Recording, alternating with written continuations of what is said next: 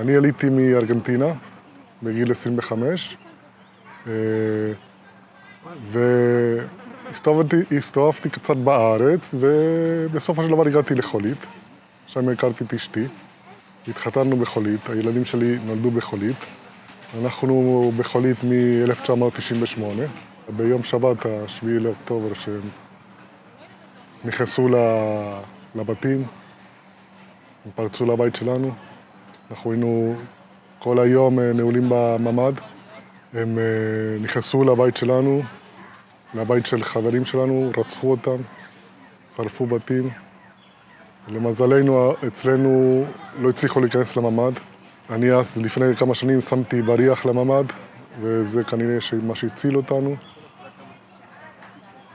נשארו בבית שלנו איזה חצי שעה, ועזבו, עברו לבית אחר. לפני שהגיעו לבית שלי, אני ראיתי אותם דרך חלון של השירותים. מהחלון של השירותים שלי אני רואה את הכביש. הבית שלי הוא קרוב לכביש. ראיתי אותם באים, 3 מחבלים, ואז אמרתי לכולם להיכנס לממ"ד, להיות בשקט, כל האורות מכובים. יכול להיות שזה חשבו שאין אף אחד בבית. בהתחלה ניסו להיכנס מהדלת הראשית, אבל לא הצליחו, יש לנו פלדלת. בסוף ניסו עוד פעם ונכנסו מהדלת האחורית, שזה דלת מזכוכית. ישבנו 12 שעות בממ"ד, כל הזמן בהתכתבות איפה הכיתה כוננות, איפה הצבא. אני התכתבתי עם המנהלת של הקיבוץ, שהיא לא גרה בקיבוץ, היא גרה יותר לכיוון המרכז, ועם חבר שלי שגר ביישוב אחר, ואמרתי להם, תתקשרו לחמ"ל של המועצה, שיש כאן מחבלים שרוצחים אנשים.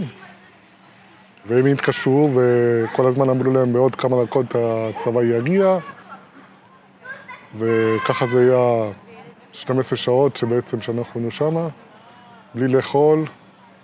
הצלחתי להביא קצת מים. כל ההתקשרות אצלנו זה היה דרך וואטסאפ של הקיבוץ.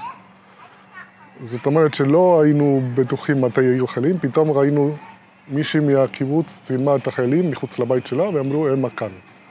ואז שלחו אותם לכיוון השכונה שלנו, ואז בוואטסאפ של הקיבוץ היה לנו שמאים כבר חיילים. כשהחיילים נכנסו אז הזדהו כאילו, אמרו צה"ל, ואני צעקתי להם מה הסיסמה, כי היה איזושהי סיסמה וזה, בסופו של דבר ראיתי אותם, ראיתי שזה חיילים. פתחתי את הדלת של הממ"ד, ראיתי אותם בעצם.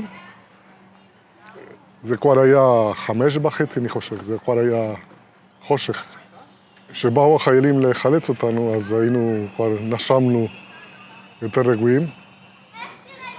וברגע שהחיילים שחררו אותנו ואמרו לנו שאנחנו יכולים לנסוע משם, אשתי והילדים עלו לרכב משוריין, ואני עם חייל ועם הרבש"ץ שלנו עם קיש, עלינו לרכב שלי, שהיה עם החלונות מנופצים, ונסעתי עם הרכב לשער, שם חיכיתי למשפחה שלי, ונסענו לא לגבולות, נסענו לעין יהב, ששם גר גיסי.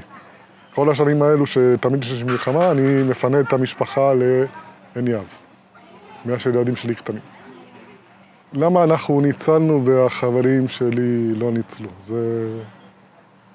אין לי תשובה ברורה לזה. אני יכול להגיד שהבת שלי התפללה. כשהתחיל לקרוא לזה, אני יכול להגיד אולי בגלל המזוזות שיש לנו בדלתות של כל הדלתות בבית. אני יכול להגיד שבעצם היו כבר עייפים, כי היינו בין הבתים האחרונים. יכול להיות שהם ידעו שאשתי עובדת עם מוסלמים, ואז בגלל זה דילגו עלינו. אין לי תשובה ברורה תכלס. בדרך לעין יהב אנחנו ראינו תופת. בחיים לא ראיתי דבר כזה.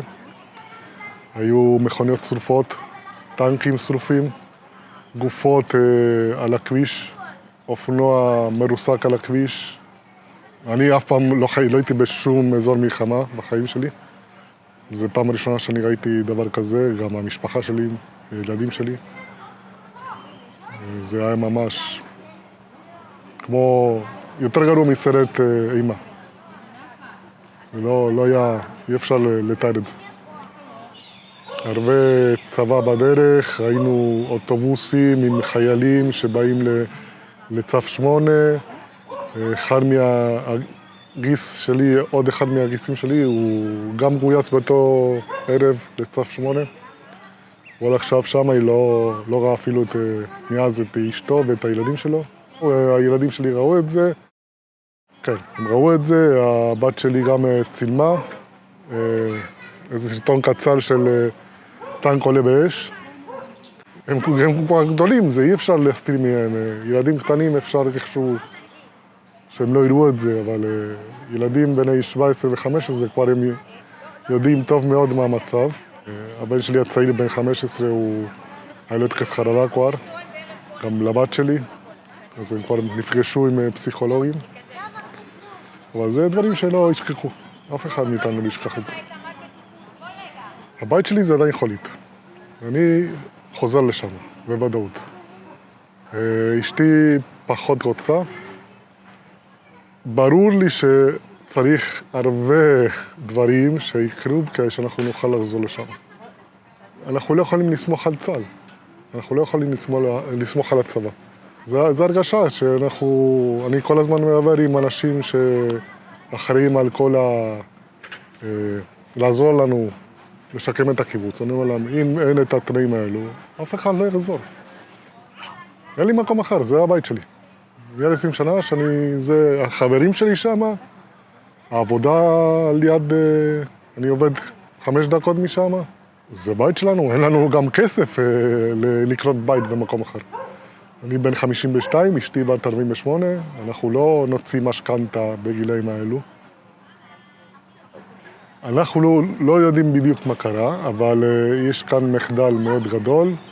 הממשלה שלנו, שאמורה להיות ממשלה ימנית מעל 20 שנה, שיש ממשלה ימנית, במשך מעל 20 שנה הזניחו את האזור שלנו, לא עשו שום דבר בשביל לפתור את הבעיה של הטרוריסטים. הכתובת הייתה על הקיר, בגלל זה אני גם שמתי את הבריח הזה בממ"ד, כי ראיתי שמתישהו ייכנסו מחבלים לקיבוץ. אני לא חשבתי שיהיו כמויות כאלו של מחבלים. לא חשבתי, זה היה מאות מחבלים. הכיתה כוננות שלנו יצאו החוצה. הם ניסו להגן על הקיבוץ, אבל זה היה בלתי אפשרי. הם היו 3 אנשים נגד מאות מחבלים. איפה הממשלה? עד היום הממשלה בעצם לא מתפקד. מי שמנהל עכשיו את כל האירועים זה המועצות האזוריות, זה האנשים, האזרחים הפשוטים, נרתמים. כל העם ישראל נרתם. איפה הממשלה? לא, המדינה לא עובדת, נכון. מתעסקים בפוליטיקה במקום להתעסק בעם, תכלס.